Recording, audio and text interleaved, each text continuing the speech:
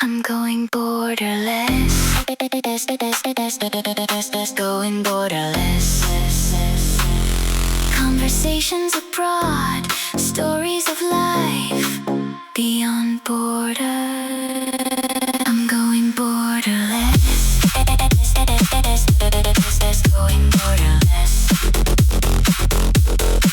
Going borderless. Welcome to Going Borderless podcast. I'm Ryan, and we have a special guest today from Nerd on Tour. Can you tell us a little bit about yourself and Sure, what Ryan. you do and everything? No worries. I'm Piotrek Bodera, and my online activity is named Nerd on Tour. And I love combining the two things that are already in the name, which is traveling or nomading, being long term for like few months in different places around the world, and anything that is digital or you could even say nerdy, that is about fandom, pop culture, anything that is connected to video games. All of those things inspired me when I was a teenager and made me travel the world. So I'm not a typical nerd that sits in a cave, but rather explores the world.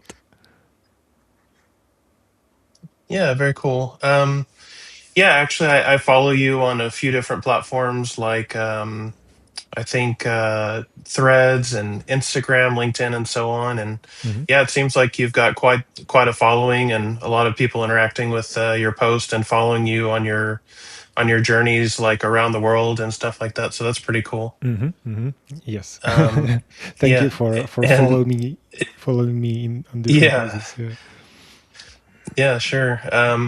I think how many years has it been now since we first met in Malaysia in KL? Has it been almost 3 years or Yeah. like 2 plus years? Yeah. Something like that. I've been there from the beginning of 2024. So I think we Uh-huh. met, yeah, somewhere maybe in the middle of 2024, something like that. But yeah, this was the time when you were also there in Malaysia, and I was Yeah. fascinated by your story and your eagerness to try different countries around Asia. And now you are on your next stop, from what I know, in Cambodia, and I Yeah. am still in Malaysia. Yeah. Yeah, yeah. Yeah, I think we met, was it at a digital nomad meetup or something? Yes, Um that's yeah, correct. yeah.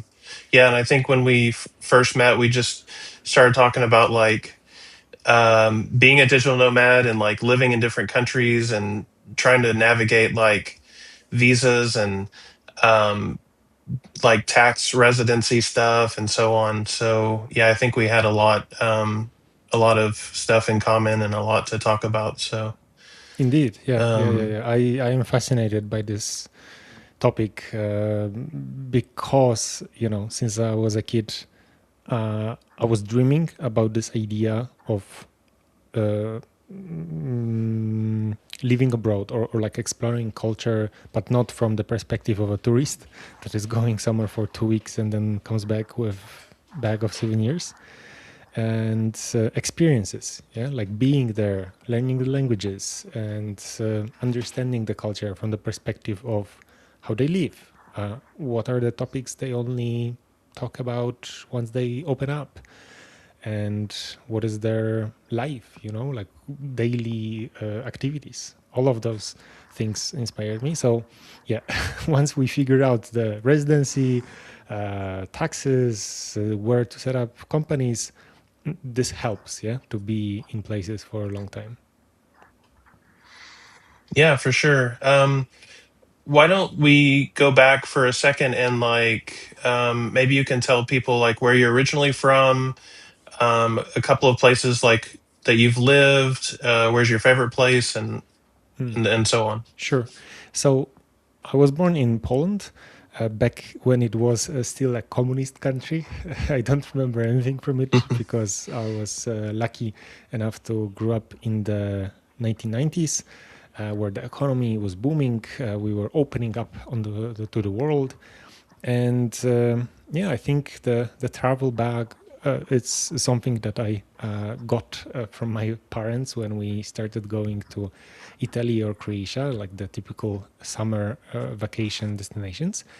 And Italy actually became the first country where I started working in the travel industry. And that was the first time I had the chance to be somewhere for like 6 months or longer, and repeatedly. Yeah, so every summer season I was going back there, and it really opened my eyes that, oh, I can not follow the traditional 9 to 5 job market that it is in Poland. I can actually earn my salary in euro, yeah, in the currency that is much stronger, much better than our native Polish zloty in Poland. And then I wanted to go somewhere further. So Japan was the first destination outside of Europe, and something I was passionate about, and especially the pop culture, all the manga, anime, their amazing history with samurais and geishas. All of this was the reason why I went there. I eventually got a work and travel visa in Japan, and it also gave me the insight how it is to live there. Yeah, how it is to experience the country, and maybe find a job there, maybe find a way to be there for years. And yeah, all of this was just like building up the the momentum, I would say. So I worked as a tour manager, exploring different destinations for like 15 years. But I often focus on the 5 countries that I actually lived in, and had a more chances to experience it from, you know, my first person perspective. So as I mentioned, Italy was the first one, Japan was the second one. Australia, where my brother now lives, is also a place where I've been many times, and I also tried my footing there. Then it was Spain and Malaysia.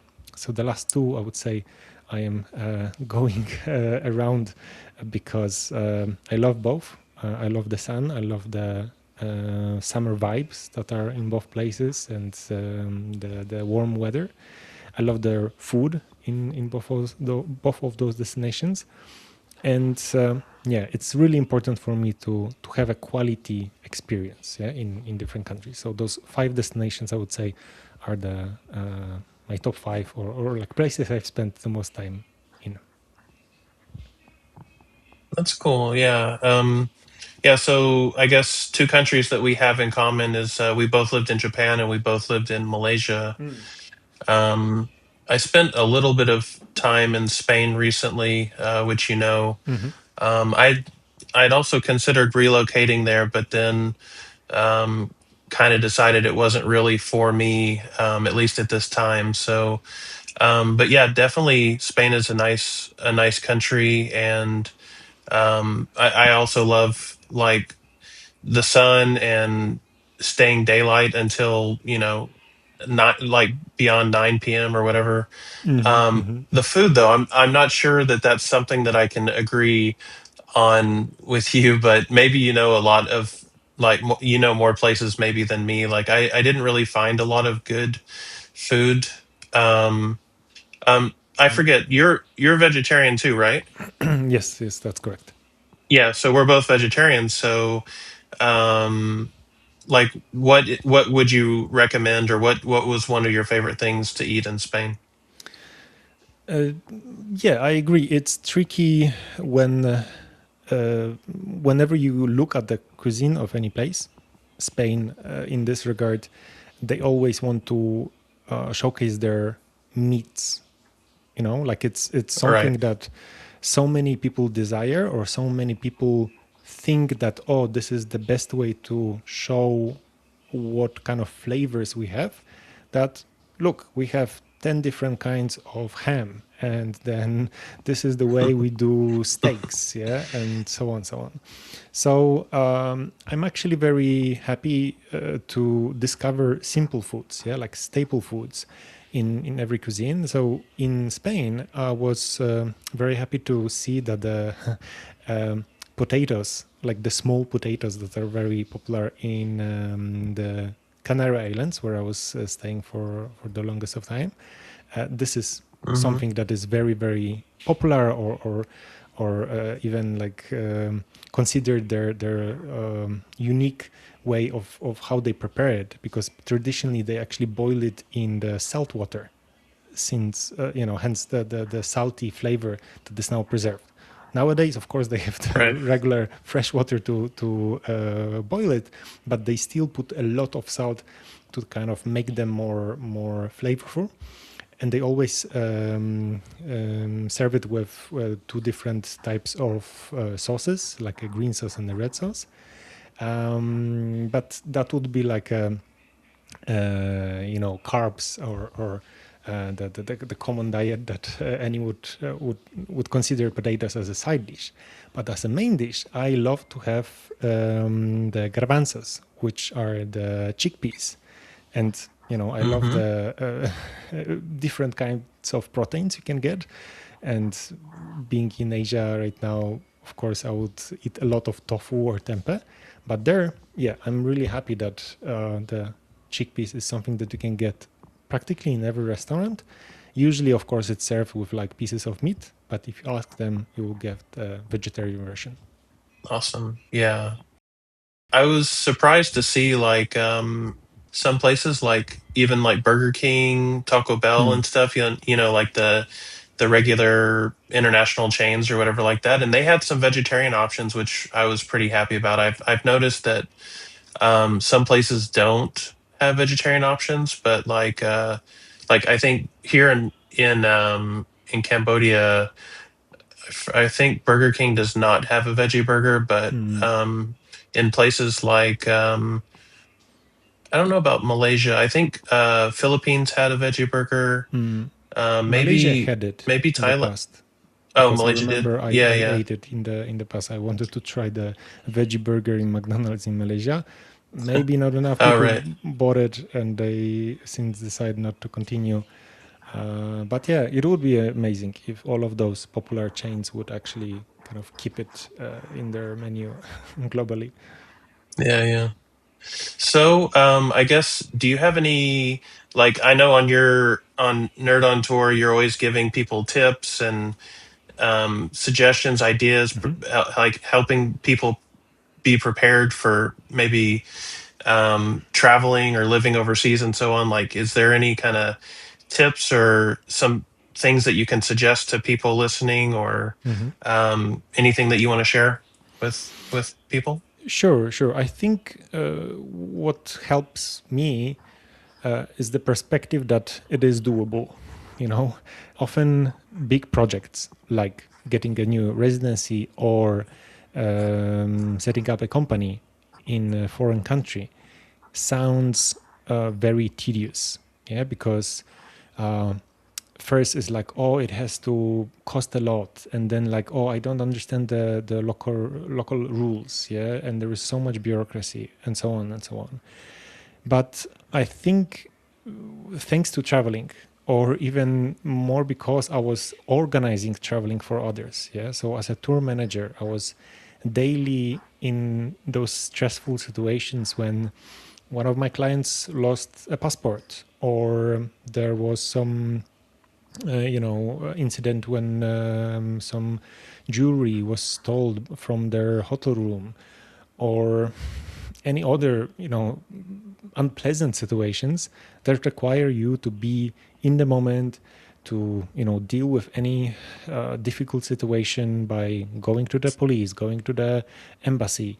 And even if you don't know, even if it's difficult because the other side doesn't speak your language, there's always a way to address it. Yeah? There's always a way to solve it. And I would assume that a lot of us, like you and me, we have a lot of experience in the IT world. So we have the perspective of any problem is solvable. Yeah, like there is like a technical step-by-step way to get to our goal. So it really helps because Mm-hmm. every bureaucracy, every situation that you encounter is like this. Yes, sometimes there are a lot of unknowns. There is some, old rule somewhere written in some like physical book on someone's desk. But if you know how to get there, if you know how to ask people around, how to approach those situations, then eventually you'll find a solution. So, I would suggest to anyone dreaming about this type of life, of being borderless, of following the idea of the 5 flags that I read about years and years ago, and nowadays I'm happy that I'm actually living it. I also know that you are living it, yeah, and being in Yeah. one place, having a company in another country, having a passport from another country, uh, this is kind of the basics of something that is doable. Of course, it can take time, and do not expect that you will solve now with AI in one day all of the issues like this, but eventually you will Mm-hmm. find a solution. Yeah, for sure. I know that we don't have a lot of time today, but I would like to potentially have you back on the podcast No worries, maybe yeah. another time in the near future, if we can coordinate time. But maybe before you go, maybe you can tell people like where to find you, or like your blog or your YouTube and so on. How can they reach out to you? Sure. The best way to find me online is at nerdontour.net. That's my blog, and that's the hub of everything that I write, that I publish, and all the links to my social accounts are also there. But honestly, I think we are also this type of people that we want preserve our privacy. We want to be directly connected to each other. Hence, we use Signal or email or some other standards that are much more safer than like social media in general. So yeah, Right. I would say that the nerdontour.net is the best way. You can subscribe to my email and get the weekly articles and my podcasts. And also you can use the RSS reader if that's the thing you prefer, and then read Mm-hmm. me this way. Yeah, sounds good. I'll also, I guess I'll be posting this on YouTube. I don't know if I'll be posting it anywhere else, maybe on the website. But I'll also drop your link to nerdontour.net. So it'll Perfect. be Thank easy you. for people to find you. Any anything else you'd like to talk about or mention before we go? Thank you very much, Ryan, for inviting me here. I am really happy that you are starting this new journey. And this topic, as I mentioned, is very important to me. And I'm glad that you are now going to share also your experience, or through those conversations, interview other people who are really experienced in the many domains of being borderless. So yeah, good luck on this new path, and hope to talk to you soon. Yeah, thanks so much, Piotrek. I'll see you on Signal. Yeah. Thank you very much. Bye bye. All right, talk to you later. Thank you. I'm going borderless.